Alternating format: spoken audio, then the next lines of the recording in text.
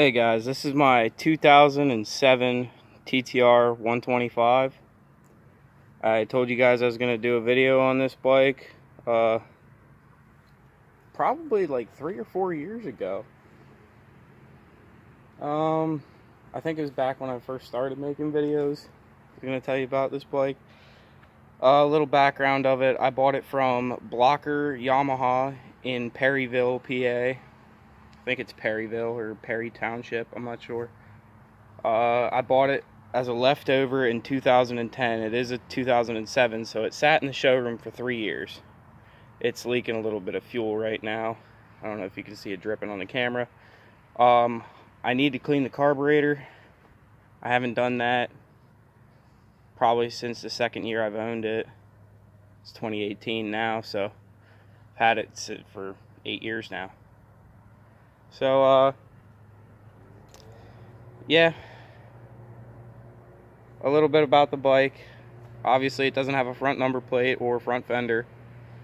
That's because I swapped the entire front end, the triple clamps, front forks, front wheel, front brake, and front brake master cylinder and clutch perch. They're all from a YZ85, a 2002 YZ85, but they're the same from 2002 to 2014.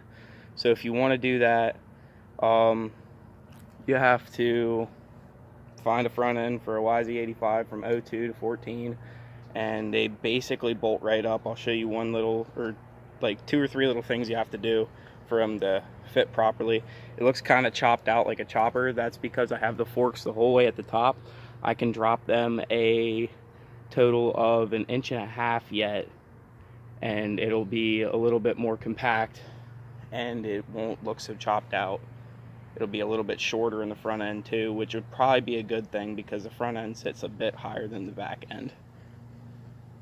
Things I've done to the bike other than the front end: it's got a BBR forged aluminum frame cradle. It's not the tubular one. This is a more expensive one. It's got a BBR shift linkage eliminator shifter, which is just like a standard dirt bike shifter. It just gets rid of the linkage that TTRs run. It's also extended because I have a size 13 foot. A blue BBR chain guide and a factory FMF 4.1 exhaust system with the Shorty silencer. It's a one-piece system, costs about $500, and there was only one option. It was either a power core or something like that, which I didn't know they made them for 4 strokes. I thought that was a 2-stroke thing. And the 4.1 factory, and the power core just kind of looked long and goofy. This one's a little bit meatier looking. It makes it sound really good overall from stock, because stock, it's like you can have a conversation next to it and not have to raise your voice at all, and this one you have to raise your voice a little bit more. It's not obnoxious unless you're really on it. The only other thing that I have than that are a set of Renthal bars, a cheap set of grips. The clutch lever is one that I took off my TTR and put on the 85 Perch, which is just a cheap breakaway I bought off of eBay because I broke a clutch lever. And then a set of trackside grips, and I forgot the rear spring in the stock shock assembly is a BBR. I think the 5.6 spring. They had a 4.0 and a 5.6. And I'm a little heavier. They recommend the 5.6 for full-size adults. I'm 185 pounds, 190 pounds, and it's supposed to absorb up to a 200-pound rider, something like that. They recommend if you're above 200 pounds not to really start jumping these bikes. But this is the LEW model, which stands for, the W stands for wheel, I think. It's the big wheel kit in the rear. Looks pretty close to the front size because I switched to a smaller wheel in the front. I sold my front end that was stock on this bike.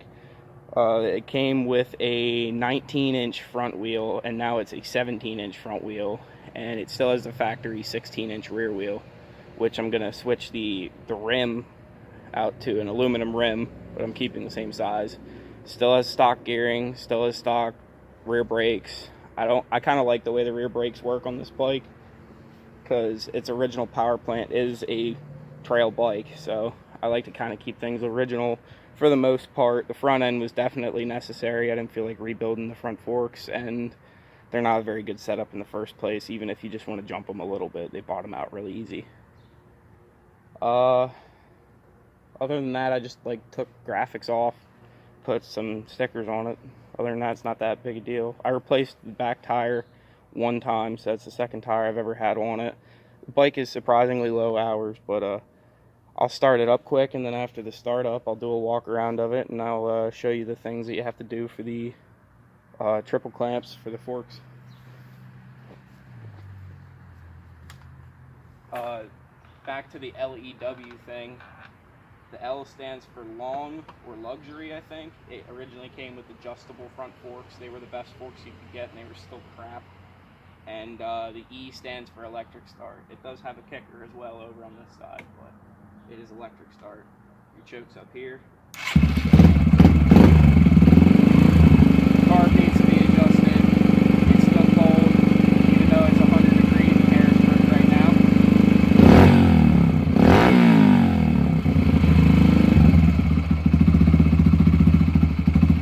See, it idles real low and it wants to cut off. Pretty sure there's a jack claw, or it's just dirty. I've only put the carb on this bike once.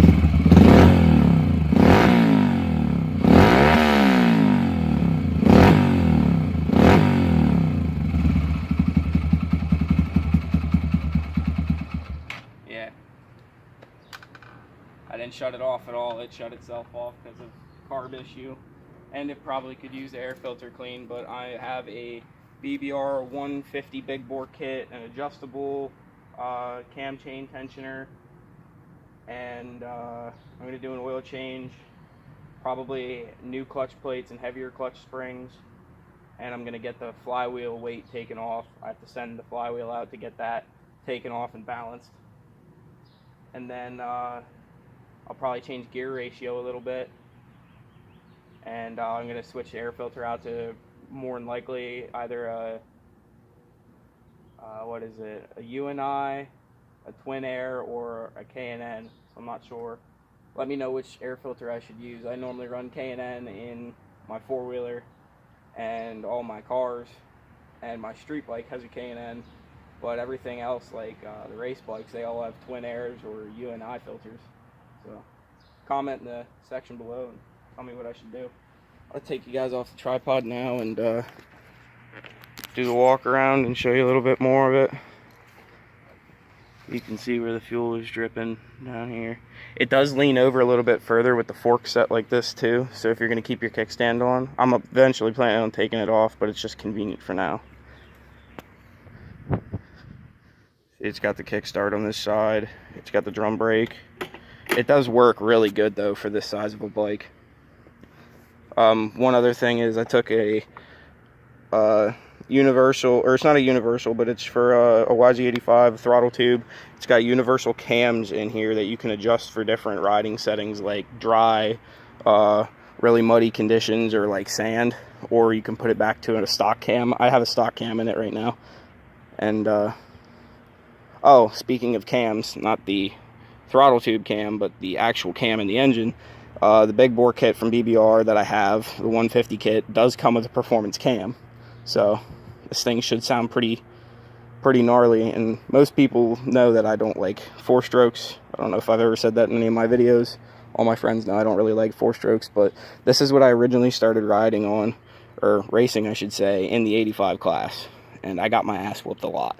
So then I moved to an 85 and I just fell in love with it, and that's where the love for two strokes came on. And I mean, I had a PW50 growing up. That doesn't really have the same power band. But yeah, I've always just kept this bike. I tried selling it and selling it and selling it, and I had enough money in it that I wasn't just going to give it away, and nobody really offered me anything that was really jump worthy. So I just kept it, and I'm going to make a really nice play bike, and I might run it in open class because I raced a guy on a TTR that was all modded this weekend, and he kept up to me on my 125, which I'm not the fastest rider, but just for a TTR to do that in general is really, really cool, considering they are such a small bike. And you can't see that it says 4.1 anymore because I just stuck a factory sticker back on there. This black mark on the cap was from my buddy. He fucking laid it over in a driveway, not my driveway, but my buddy's driveway, and scratched the pipe all up and ripped the sticker off the side of it. So I just stuck one back on there.